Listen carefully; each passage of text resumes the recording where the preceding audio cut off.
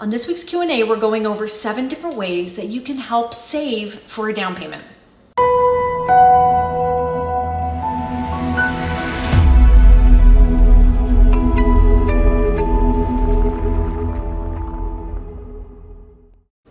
Hey everybody, and welcome to this week's Q&A. I hope you had a great week. Welcome back. Thanks for joining.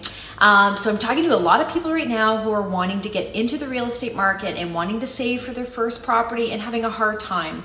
So I thought we would go over 7 tips that you can use to help save for a down payment.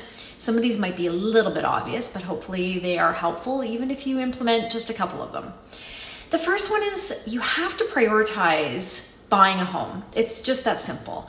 You have to keep it in mind all the time. So if it's not your number one priority to save, then you probably never will. So it's a sacrifice and you'll have to do it for a little while first.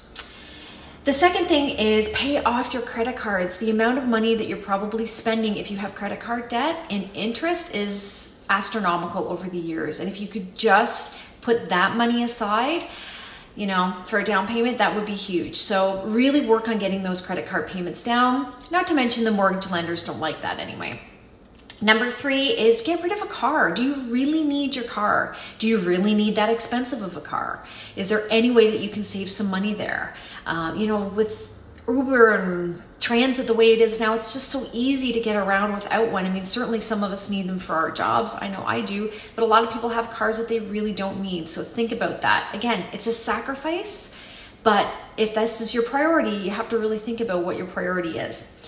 Number 4, put a percentage of each paycheck aside.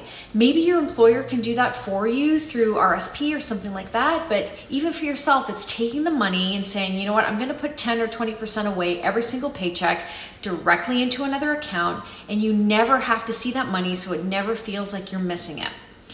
Number 5 and number 6 are kind of the same, RSPs and TSFAs. Hopefully you have both.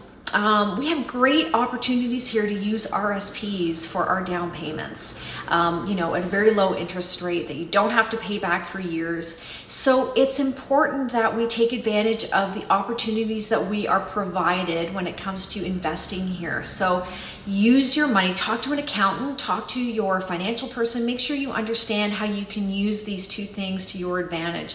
And number 7, obvious, but stop spending stuff or money on stuff that you actually don't need. If you look and maybe get one of those apps that track your spending, and I know nobody wants to do that, but when you really see what you're spending money on, those extra cups of coffee or those extra t-shirts that you see at the store, it really adds up. And if you could put that $300 or $400 aside every month, you know, for a down payment, it's going to make a huge difference to you over a couple of years. So again, it all comes down to number 1. If it's your priority, you have to figure out how to make it work. I wish you the best of luck. We are here anytime you have questions. We help new home buyers all the time, so we're happy to do so. And again, if you have not followed our videos before, we do have a podcast called the Toronto Real Estate Show with Jenelle and Leslie, and you can find that on Apple or Spotify or wherever you find your podcasts. And we drop episodes every Tuesday and talk about real estate in general. Again, have a great day and we'll see you soon.